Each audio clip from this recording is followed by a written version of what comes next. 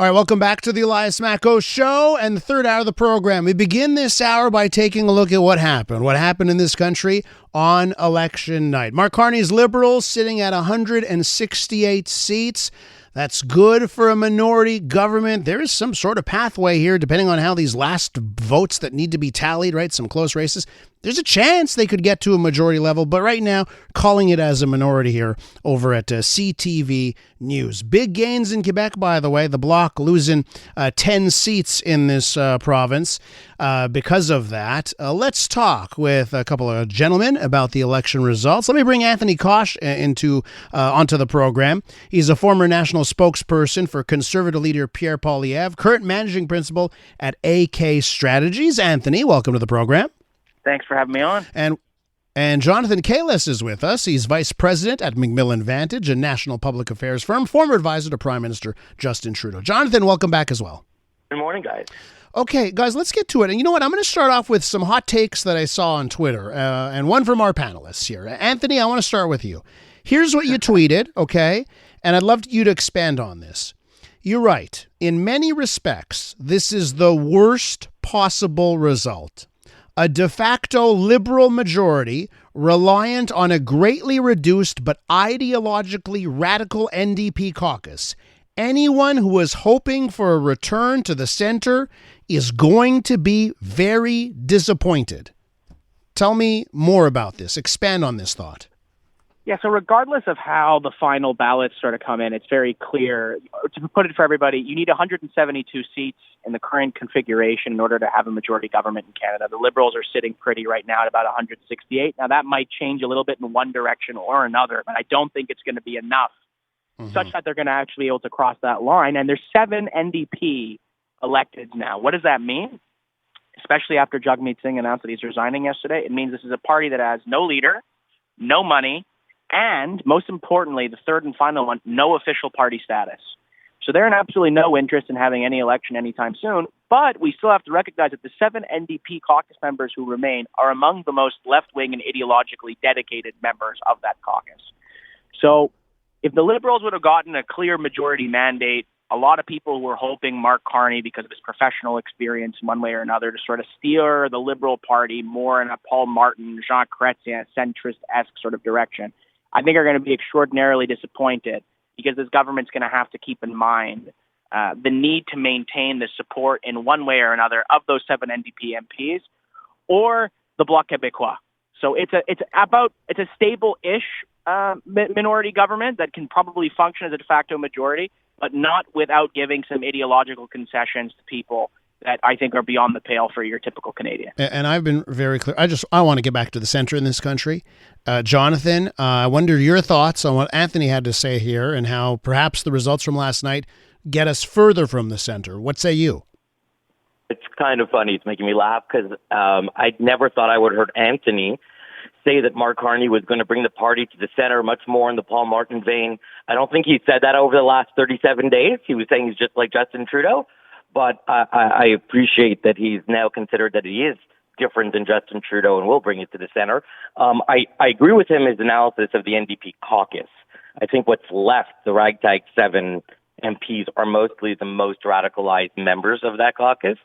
But what you have right now, and I don't know, I think we see what happened in the last parliament and that there was the supply and confidence agreement with the NDP. That leads people to think, okay, we'll see that right, again. I'm not convinced of that. I can tell you from experience in 2019, at least in the first 4 months before COVID started, that the Liberals governed on a case-by-case basis. And in fact, the throne speech was supported by the Bloc in December 2019. And they were negotiating with both the NDP and the Bloc on the budget. The budget never took place because of COVID, but they were negotiating in a sense one against the other. They have the two of them. They only need one dance partner. And that's how minority governments have functioned for the better part of minority governments. And we've had a lot of them over the last 25 years. The Conservatives did that a lot under Stephen Harper. And the Liberals did it for the first, big chunk of time that they had a minority. So I don't know that they're going to be totally dependent on the NDP. And because I think Mark Carney is more of a centrist, I think it's less likely that he's going to go begging the NDP. I think they may be so desperate that they may just not vote, to oppose the budget because they can't handle an election right now. Anthony, I'd love you to respond to what Jonathan said, because that seems to me a plausive reality, at least over the next little while. Again, we'll see if the House comes back and how long they sit, especially now that Pierre Poilievre is not going to be able to take his seat for at least 6 months plus 50 days because he lost his seat last night. But I think the point to demonstrate here is not only are they reliant to some extent on the 7 NDP caucus members, Mark Carney is Prime Minister today because of the absolute hollowing out of the New Democratic Party. All those voters that in a typical election, you could count on the NDP getting anywhere between 15 to 20% of the popular vote. That was sort of their usual lane, especially over the course of the last few years. The last number I saw had them below 6.5%. Yeah, lower than the Bloc, and the Bloc correct. only has one province. Correct. So my point being, it's not only just a matter of the dynamics that we find within the parliament itself. It's also about recognizing the ways in which the Liberal voter coalition has actually changed, and understanding that provides its own set of incentives for members of caucus and for the Prime Minister's office as well. So let me ask you, Jonathan, on that point, right? Because it's not lost on anyone that the Liberals needed that incredible collapse of the NDP vote, and boy, did they get it. And of course, a soft vote in Quebec that saw them take seats from the Bloc Québécois. But with that in mind, if there were to be a rebound by the NDP, let's say they get a new leader they've got a new leader that can grab the hearts and minds of Canadians, and all of a sudden they're back at 10, 15, 20. I think 20 is more of their historical level there, or just shy of that. Then what happens? How are the Liberals seeing that aspect, this part of their victory last night right now? I don't think that's on anybody's mind in the Liberal Party right now. Not because it's not possible, but that's pretty far off in the future, in a sense that a new leader for the NDP, you're talking 6 months, a year and a half, 2. I don't know that they're going to rush. They need to sort of start from scratch and figure out who and what they are, and that's their problem. It's not mine or Anthony's, but I don't think that that's something that's going to. I mean, look, Mark Carney hasn't governed other than the 9 days between winning the leadership and the election being called. So this is a lot of new. And I know that there's a sense that this is the same Liberal team and the same Liberal staff. It's a new Prime Minister. He's very different than Justin Trudeau in many ways, and we haven't really seen it manifest itself in terms of how he's going to govern. He's never been a parliamentarian. How is he going to act in question period? How is he going to make up a cabinet for the long term? How is he going to put his team together? How is this all going to play out? I think some of it will happen super quickly because there are very urgent matters that need to be dealt with. But some of it is we're going to have to take a little bit of time and talk like over the summer and see how things play out. Who is in cabinet, who's not in cabinet, regionally, all those things. I think we have to get a better feel for how he's going to govern, because I don't know that he really has gotten his sort of his meat hooks into it and say, okay, this is how I'm going to do it. Anthony, how do you think Mark Carney is going to govern? I mean, we'll see. The guy's written, and that's the other thing, too. I take issue with Jono's characterization of my comments earlier. It's not that I think Mark Carney is a centrist. It's that I think a lot of people who voted for Mark Carney are hoping that he will be a centrist. And if you look at a lot of his writings or political commentary that he did over the course of the last 10, 15, 20 years, including his public statements when he was an economic advisor to Prime Minister Justin Trudeau, just because the guy's a banker doesn't mean that he's actually a centrist. So we'll see. I think it is very early. I'm looking to see, first of all, is there going to be a significant staffing change? As obviously, given the nature of how he took office and the fact that he jumped right into an election campaign 9 days later, there wasn't really enough time to restaff an entire government because you didn't even know if you were going to win, let's say. But I'm curious to see if we're going to still have the same Trudeau crew, not only on the staffing level, but obviously on the caucus side of things as well, or if we're going to see a much more substantive reworking of the Liberal Party of Canada to sort of remake it in a new image. So it's still too early to say. I'm just saying if you look at the available information as it exists today, I'm not particularly optimistic, partisan considerations aside. I would like to congratulate Prime Minister Carney on leading this minority government. we'll have plenty of opportunity to debate and disagree, but tonight we come together as Canadians. We will do our job. Yes, we will do our job to hold the government to account. Humility underscores the importance of governing as a team in cabinet and in caucus, and working constructively with all parties across Parliament. The voices of Pierre Poilievre and Mark Carney from last night. Continuing our election talk with Jonathan Kalles. He's a former advisor to Prime Minister Justin Trudeau. And Anthony Koch was a former national spokesperson for Conservative leader Pierre Poilievre. Guys, let's talk about Pierre Poilievre here. And Anthony, I want to start off with what do you think, if anything, Poilievre did wrong? He did not bring it home, as he said often during the campaign. So what do you think he got wrong? Did he make any mistakes? Yeah, I think it's, first of all, important to emphasize what went right, which is if you look at the popular vote share, Mr. Poilievre will have received the most vote of any Conservative leader in Canadian history in a Canadian general election campaign. And similarly, in terms of share of the popular vote, he's had the best result since Brian Mulroney in 1988. So to put it in perspective, he's about 2 to 3 percentage points higher than Stephen Harper was in 2011 when he won his majority government. It's just that this was a two-party race. The complete and utter collapse of the NDP changed the mathematics. Usually in Canada, you get 40, 41, 42% of the vote, you win a majority government. In this case, it's not the case. I think to identify the one major sort of misstep that could have probably changed things a little bit, I think back in late December, early January, more should have been done to get ahead of the Trump issue. I think a lot of people in the Conservative universe sort of waved their hand and said, Trump's just smelling off. It's not going to feature as prominently come election time. We're going to stay focused on the issues of cost of living, housing costs, runaway crime, excessive drugs in our streets, all that sort of things. All important issues that resulted in us getting the highest vote share of a Conservative party since Brian Mulroney. But again, for that 55-plus crowd, there was so much polarization around the question of Donald Trump, and I think you basically had two electorates this time around. You had those for whom Donald Trump was the only and central question of the campaign, and then you had those people, disproportionately people of my age cohort, who were much more focused on domestic issues. So I think that failure early on to correctly identify that this would, in French we say bouleverser, or overturn this election discussion in such a significant way, probably what made the difference in those last few inches and feet. But it was hard to realize. I mean, the Liberal campaign strategy was basically hide Mark Carney and hope Donald Trump makes the news. And Donald Trump decided that he really wanted to make the news. Jonathan, let me bring you in on this front. And maybe, I don't know if I could throw at you the opposite way, since you're coming more from the perspective of Liberal land, but maybe you could tell us what you think Poilievre did right.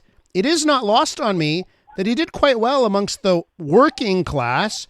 There's large swaths of Ontario that are showing up blue today, and I think they must be happy about that. I'm looking at car-making country in Ontario. So what do you say there? Obviously, you can go back to what Poilievre did wrong, but if you see anything that he's done right that he should continue doing, I'd love to hear it. Well, I don't know if I'm going to give him free advice, but I would say that you saw what you're saying is true, and I agree with Anthony's analysis. I think it's also true you saw that in Atlantic Canada, where the NDP collapsed and the Liberals took some of that vote, but the Conservatives took even more of it. So that's very similar, especially in rural and less urban areas. That's certainly the case. In hindsight, and this is very hindsight, but Pierre Poilievre was too effective at making cost of living and blaming it on Justin Trudeau, to the point where it drove him out of office. And that was his number one issue, was cost of living / just inflation. That became his mantra. And he was too effective at it, in a sense. And the second thing was, not only did he go after Justin Trudeau and spend millions and millions of dollars, by the way, good job by him, great fundraising, but he took that money and carpet bombed Justin Trudeau, but he also did that to Jagmeet Singh. The biggest attacks on Jagmeet Singh were not from the Liberals. While a lot of those votes went to the Liberals, it was the Conservatives attacking Jagmeet Singh, making it the NDP Liberal government, going after him, blaming him for everything, to the point where people were so turned off. And if you remember, going into a year ago, positive and negative of each leader, Jagmeet Singh had the highest positives and the lowest negatives, because people were like, he's a good guy. He's not going to be Prime Minister, but he's a good guy. By the end of this, he had the highest negatives versus positives of all three leaders. So what does that say? They were too effective. And Anthony, I'd love your thoughts on that, because that's not lost on me either. You know, how long did Pierre Poilievre say the NDP Liberals, the NDP Liberals, the NDP Liberals? Well, what happened? He turned it into one party. It became the NDP Liberals at the ballot box, and under that two-party system, the Conservatives end up with the results they had. What do you say to that?